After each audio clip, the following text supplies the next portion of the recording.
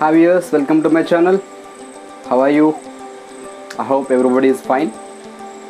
Thank you for watching my previous videos. So successfully we completed in parts of speech 2 parts. The first one is noun, the second one is pronoun. Of course, pronoun has taken 3 classes for us because it has 10 types. There are 10 types of pronouns. That's why I have taken 3 classes for that to make it very clear. I hope you understood my previous classes.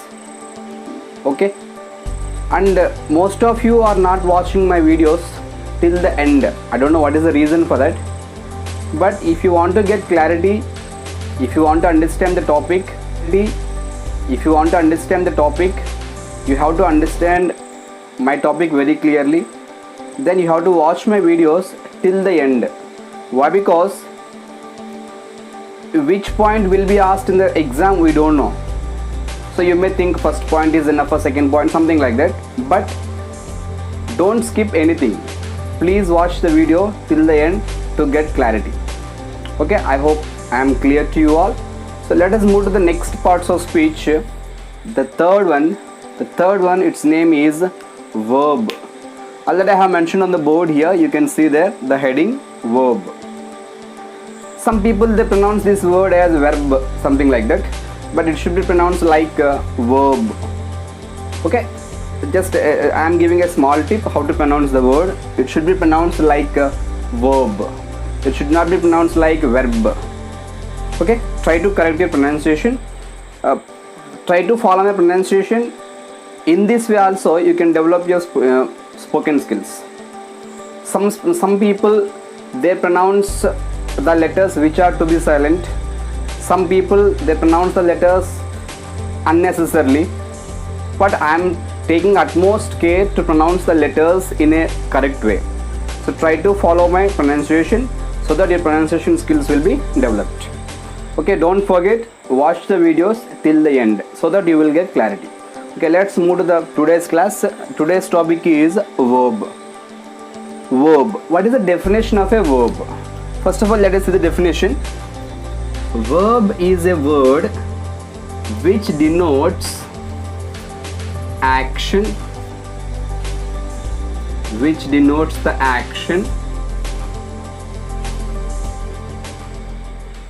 possession,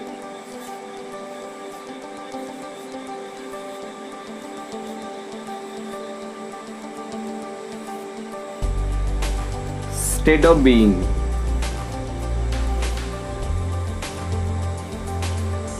State of being.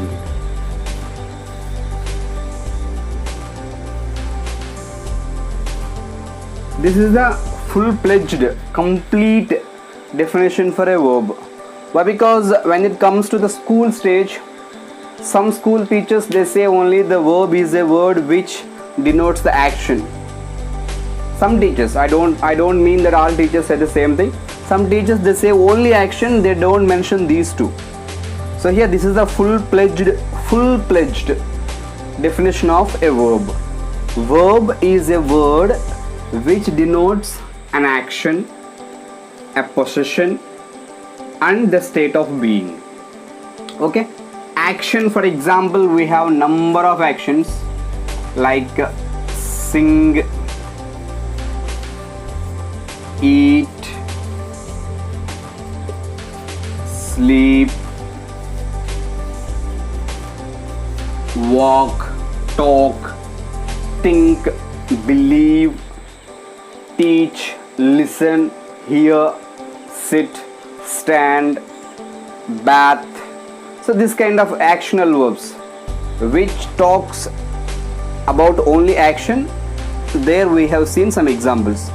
Next, possession. How a verb denotes the possession. Possession means ownership. So we have the examples for ownership. The verbs like have, has, had.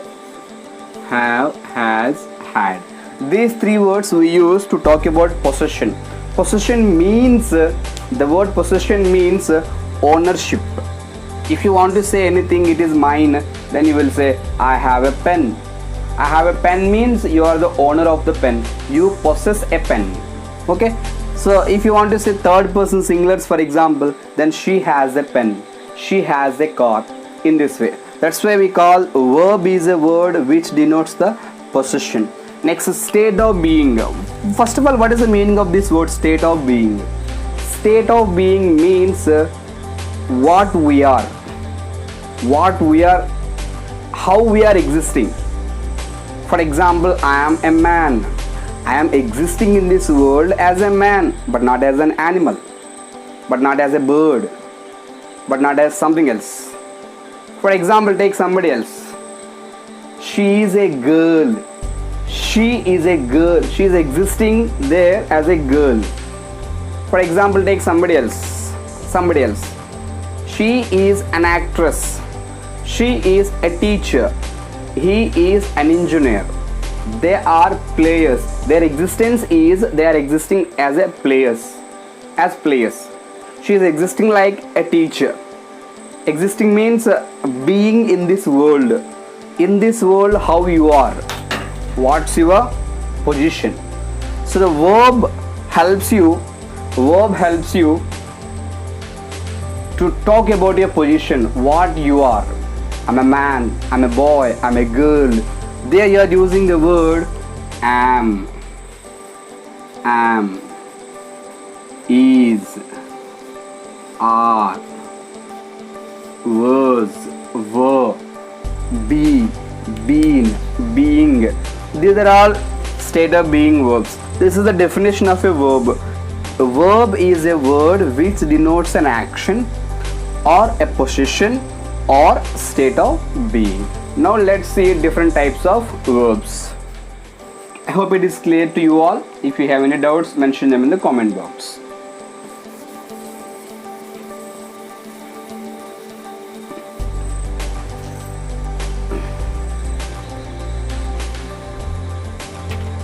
As you see here, verb has two types.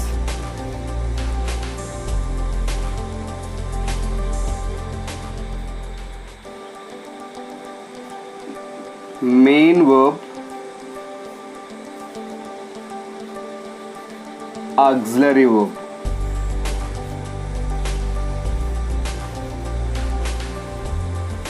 Main verb, auxiliary verb. Again, in main verb we have different types. Main verb we have different types like regular verb, irregular verb, transitive verb,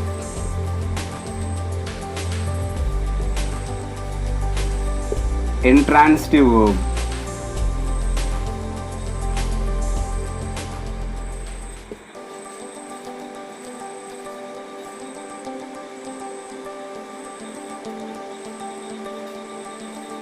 These are the different types of main verb. Whereas auxiliary verbs we have two types.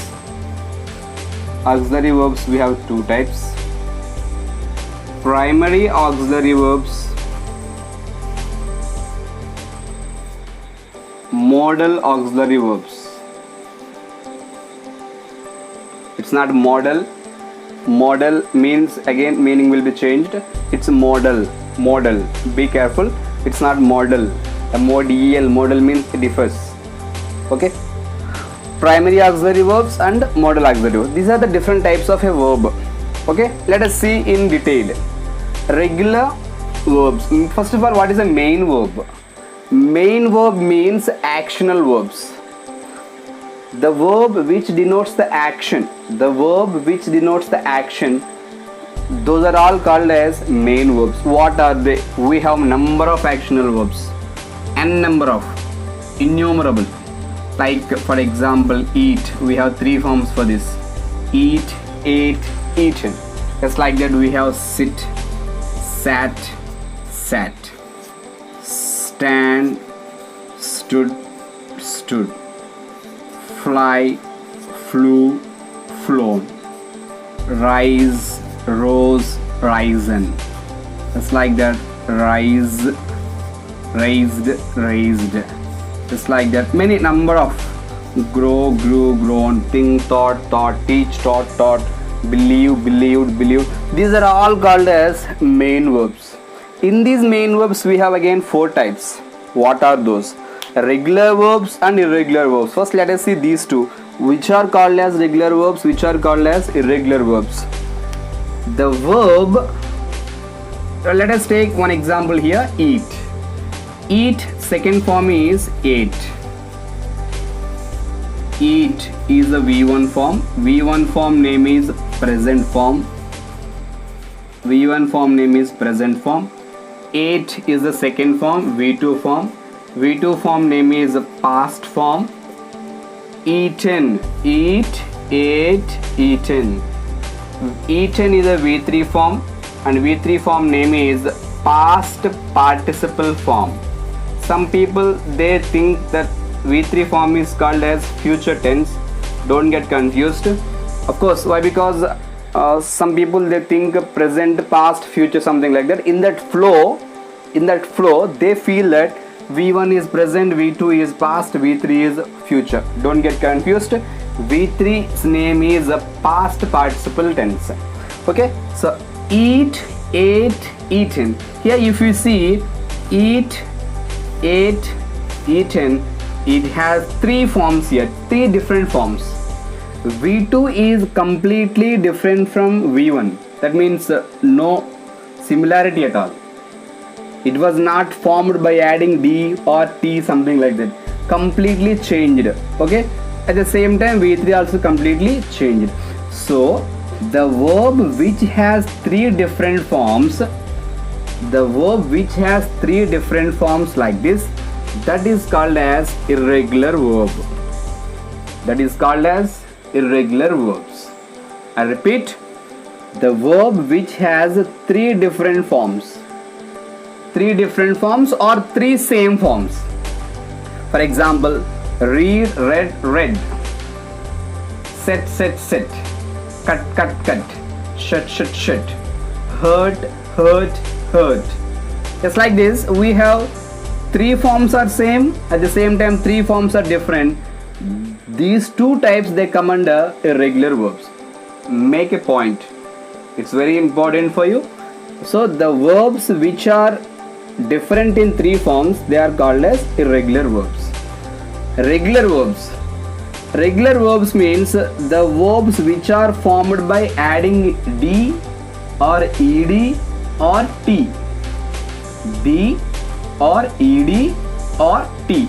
For example, let's take second one. Sit,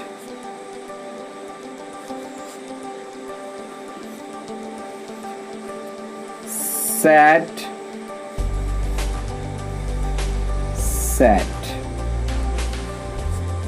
See here, V2 form and V3 form are same. Only we are changing only the vowel. What is that? I changed into A.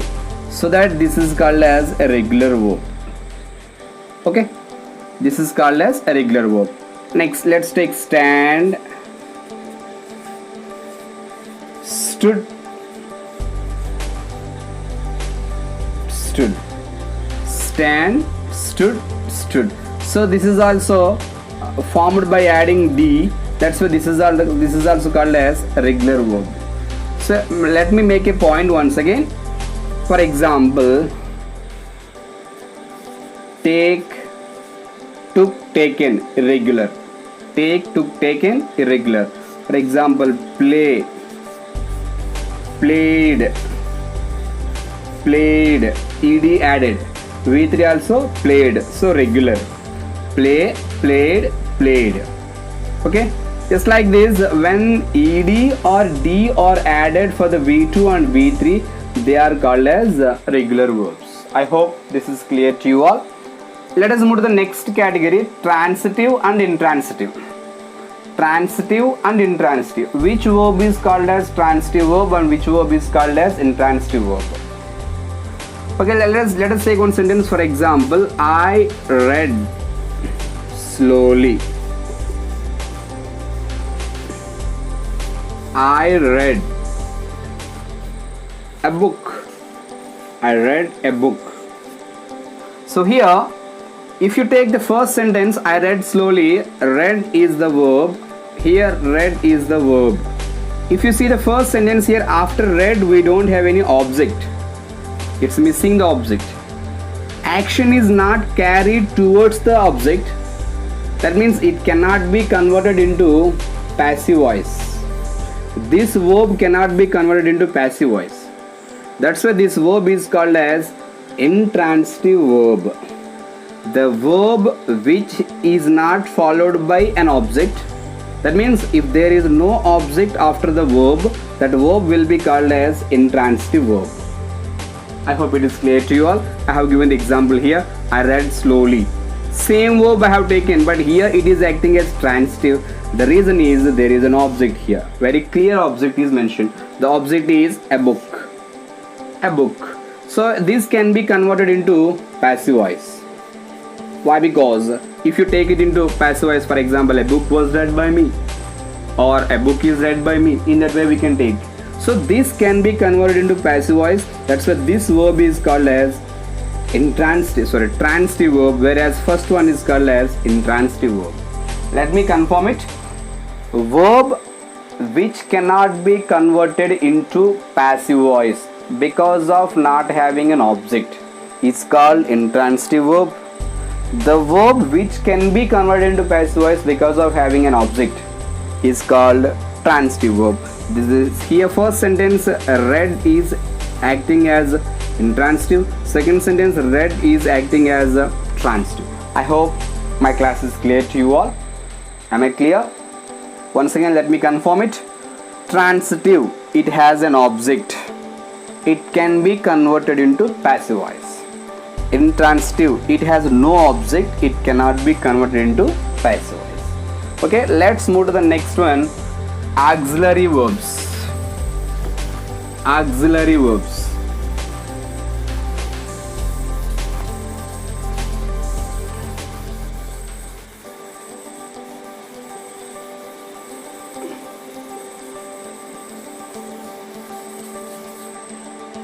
Auxiliary verbs are two types. Primary auxiliary, whereas modal auxiliary.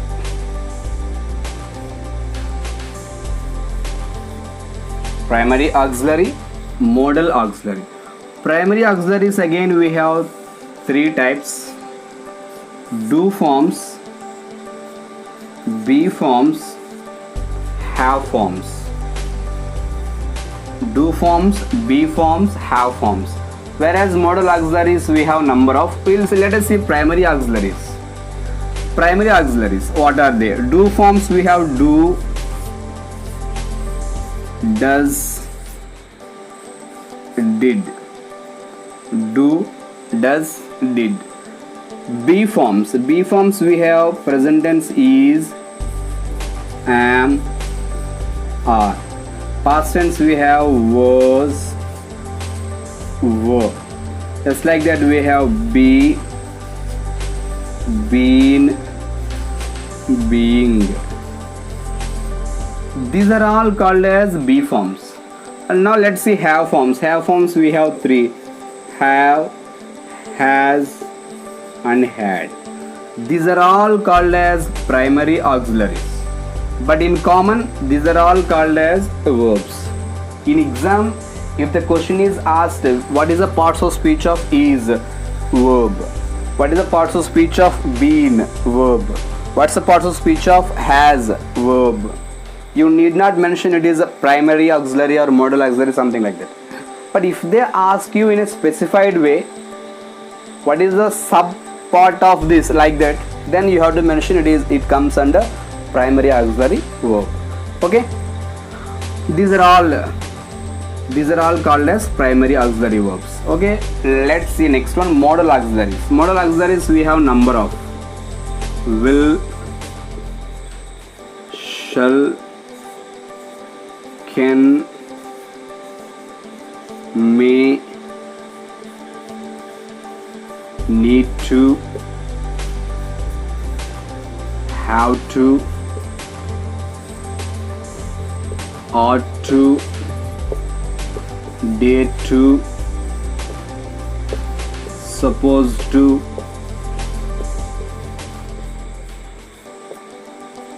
must.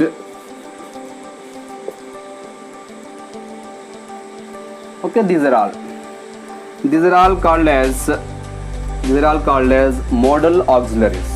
Modal auxiliaries, some of the modal auxiliaries, they have different functions. That we will take another class. Why? Because it takes one class. Here if I say, you cannot understand that.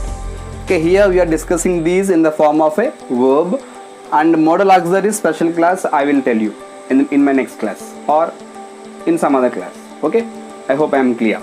So here these are all called as verbs. In exam point of view, if anyone if they ask you what is the parts of speech of will or need to or must or dare to or ought to or any one of these words they come under verb. Okay, some of these words, they have past forms. What are they? Will past form is would, shall past form is should, can past form is could, may past form is might, must, of course in indirect speech we use instead of must we use had to, but we cannot say it is a past form. So this is about the verb, the clear picture of a verb. I hope I am clear to you all.